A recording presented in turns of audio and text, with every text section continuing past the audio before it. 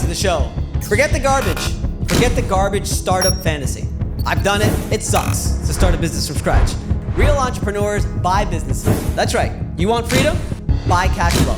Let me be real with you guys. Here we go. Most people think entrepreneurship, it means coming up with some genius idea, raising money, grinding 100 hours a week, and failing 3 times. And maybe making it out the other side alive. Screw that. What if I told you there's a faster, smarter, less painful way to become a business owner, and we could tell you that today? If you're stuck in a 9-to-5 job and you're dreaming about building your own thing, or maybe you've already tried to build a business and you're just tired of getting punched in the mouth, this episode right here is going to be your wake-up call. Because real entrepreneurs don't build slow, they buy speed.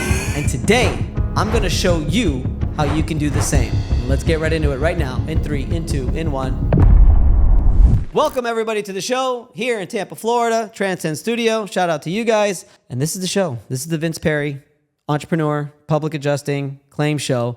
I'm your serial entrepreneur, public adjuster, business broker, business acquisition specialist, here to help you with all of your needs that you might have and just try to really get these people who are, those who are just unsure as to what they want to do. They want to be entrepreneur. They want to run their own thing. They're tired of working a 9-to-5. I'm going to tell you about the goods, the bads, the uglies, and everything that you need to do. And this episode right here is very special because if you at all want to be an entrepreneur, this is the one that you want because I'm going to teach you exactly how you could just acquire one that's already successful. But before we get into it, I want you to make sure that you subscribe. Make sure you subscribe to the show and hit the bell because every Wednesday, this show is fire. Just every single time. You're not going to want to miss a single one. And what's more important, one thing that we started is go to the description. You're going to actually see a guide that you could actually download that's going to go much more in depth than this video actually provides. So go into the description, click the free guide just based on this actual episode so that you can tell you. Basically what the guide is here, if you go into the description, is how someone who doesn't know how to buy or purchase an existing company could actually do it. There's a checklist in there as well, give you a step-by-step process on what you need to do to prepare yourself to actually acquire an existing business. All right, so let's start with the big idea. Here's the truth. Starting a business is almost like gambling. Buying one is like investing. One has odds stacked against you, and the other actually gives you leverage. I can tell you from experience, starting 2 businesses from scratch, actually 3, one that completely failed, it's very, very difficult, grassroots. You basically start with a credit card because you have no money, you have to put everything on credit, and you just have to start slowly and you have to start building it. And you go through some moments there that everything could crash very, very suddenly. If you're able to listen to what I'm going to tell you and actually buy something that's already successful, it could take you to another level because acquisition entrepreneurship, it's the ultimate cheat code. Instead of risking everything on an unproven idea, you're basically buying a real business with real cash flow, with real systems, and with real people already doing the work. And from day one, you're the boss. All right, so let me tell you a quick story that I actually pulled straight from a book, which by the way, we're gonna leave a book in the description. It's called Buy Then Build. It's the Bible of business acquisition. I highly recommend it. So the story goes as Walker Diebel, he's basically tired of the startup scene. He wanted control, but no chaos. So instead of launching a new idea, he basically acquired a 15-year-old printing company. It wasn't sexy, but it was profitable. It had repeat clients, there was solid margins, and people in place running the day-to-day. Walker didn't need to create a brand or a hustle for this first dollar. He just walked in, signed the papers, and owned a business already generating real revenue. Then he modernized the operation. He optimized the performance, and within a year, he freaking doubled its value. That's the power of acquisition. You're not building something from scratch. You're building on top of something that already works. And if your strengths actually suit the 1 or 2 weaknesses that are going on with the company, then you could use your strengths. You take the current strengths and you use your strengths and you basically build it into something even more special. So let's break it down so that you can actually do this. I want to do this step by step. So if you're a first-time buyer, this right here is going to be your roadmap. All right? So step number 1, define your acquisition criteria. You need a filter, right? You don't just go on to Zillow and buy the first house that you see. You set your criteria. Like you know how much you have to spend. You know how many bedrooms you want for the most part. You know the location that you want. Same thing with a business. By the way, the Zillow of businesses is bizbuysell.com. You'll want to go in there. Start with the industry. All right. What do you like? What do you understand? Don't get caught in the trap of just chasing a bunch of trends, okay? Look for businesses and industries that are stable, more importantly, boring, and cash flowing. So think HVAC, think home services, think B2B, think boring SaaS. Then I want you to look at the size, okay? What's the revenue range that you could actually afford? What are the profit margins? Do you want 1 to 5 employees, or are you okay with just 50 employees? Because you might have that kind of experience. Then think about the location. Are you okay with remote, or do you want something close to home? I personally would recommend, if it's your first business that you're buying, buy something close to home, because then at least, you could actually operate it, at least in those beginning stages, to make sure that it scales the way it's supposed to scale. So that's my recommendation, but you do what you want. Your criteria, it keeps you focused. Without it, you'll drown in bad deals. So write all these things down, answer those questions, and put them down in a notebook so you have an understanding of what your criteria is. The next one is you're going to want to build your deal team. All right. This is not a solo game. Let me tell you, I tried it solo myself, and it's next to impossible. You don't buy a business like you buy a car. You need a squad. All right. So number one is a business broker to help you source and evaluate deals. Business brokers, like myself, have access to Biz Buy Sell and the behind the scenes of it. We have access to all kinds of deals that may or may not be on the market yet. So if you have a business broker that you know already, then you could actually contact them, and they could actually do a lot of the legwork if you give them the criteria to find out what you need. What about an attorney, an M&A attorney specifically, to protect your ass when it's time to actually sign the papers? And probably the most important one, in my opinion, is a CPA, or just person who could do a financial due diligence. So you call them a financial due diligence expert. You want them basically dig into the numbers. If you find a business that you really like, before you even purchase it, you're going to have to do due diligence. And what that is, that's a deep dive into the books. You're going to need a CPA for that. You cannot do that yourself. Trying to do this alone will just cost you time, money, and sanity. Don't be cheap when it comes to this stuff. You're buying cash flow. You better have a team that actually knows how to validate it. Step number 3, you guys are going to like this one. Secure financing. Okay. Now, you probably don't know this, but this is where most people get scared. I don't have $500,000 laying around, Vince. How am I going to be able to buy a business? I get it, but guess what? You don't need it. The SBA loans, you've heard of this, right? They're your best friend. Are you ready for this? Listen to this. The SBA lets you buy a business with as little as 10% down. That means for a $500,000 business, you only have to put down $50,000. The rest is bank finance.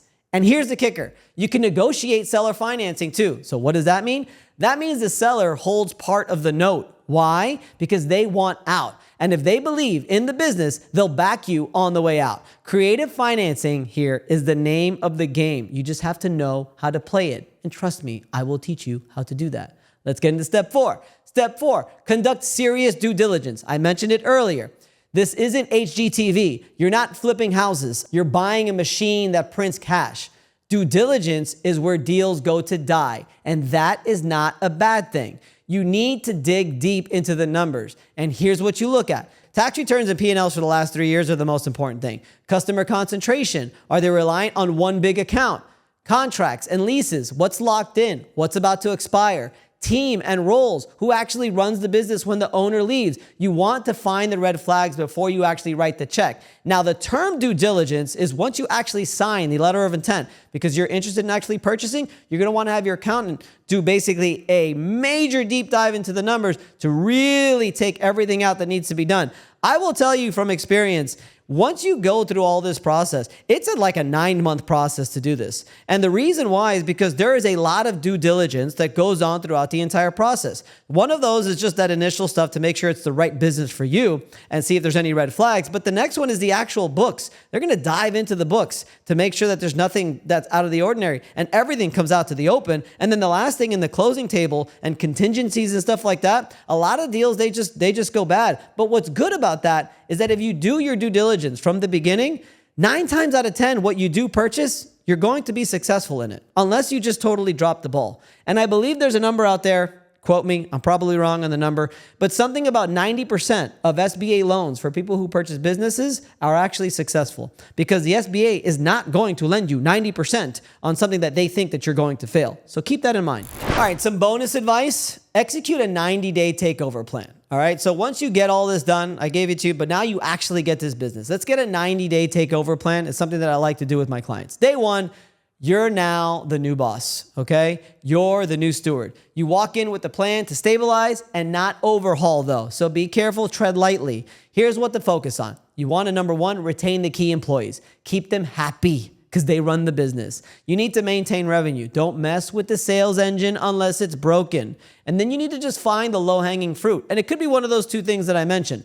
What systems can you improve? What expenses can you cut? Your job is to transition, not transform, and then you scale. Find the weaknesses in the company, which you already should know, and hopefully those actually attune to your strengths and implement those strengths immediately. I would also suggest, if you have the opportunity, if one already exists, then that's fine. But the first thing you want to do is when you're doing your numbers is find an operator. Because if you want to actually acquire a business that doesn't take up and suck up all of your time, you don't want to be the operator. Preferably, you'd want to hire an operator. So if there's no operator already in place, in your books, you should make sure that you have enough money to hire an operator, however much that costs for that industry. And that's what we got, guys. Let's recap real quick. Define your criteria, all right? Know what you're looking for. What is it that you actually want to acquire? For me, it's just something that actually makes sense the numbers wise. That's what's most important to me, not the industry.